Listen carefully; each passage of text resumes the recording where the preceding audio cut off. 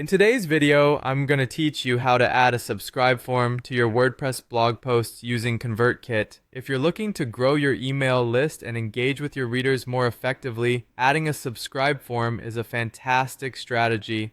Let's dive in and go through the process together step by step.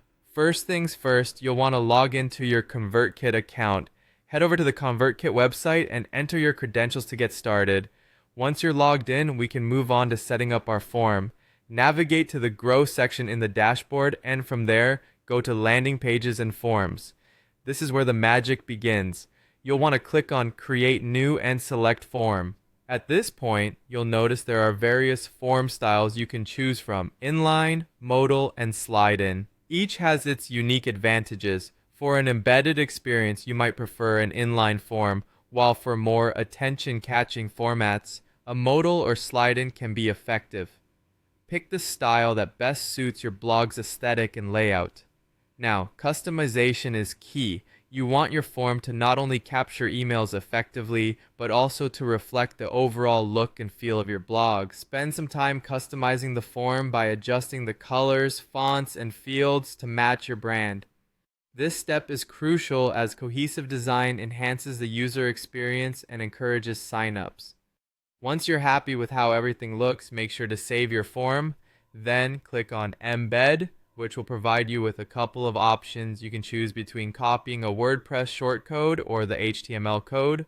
The shortcode is generally easier and more straightforward for WordPress users, but HTML offers more customization if you're familiar with coding. Now it's time to head over to your WordPress site. Log into your WordPress dashboard and navigate to the blog post where you want to add the subscribe form. Open the post editor, and this is where you'll paste the ConvertKit code. Depending on your editor, this might mean switching to a text or HTML view. Paste your shortcode or HTML code exactly where you want the form to appear within your post content. This placement is important for ensuring your readers see the form in a place where they're likely to subscribe. After your code is in place, go ahead and update or publish your blog post. You're almost there. As a final step, it's a good idea to test the form to make sure everything looks and functions correctly. Open your blog post in a browser, preferably Chrome, and give it a test run. Check that the form appears as you intended and that it's working properly by submitting a test email. And there you have it. You've successfully added a subscribe form to your WordPress blog using ConvertKit. Make sure to monitor your signups and continue refining your approach as you see what works best for your audience. Thanks for following along, and happy blogging.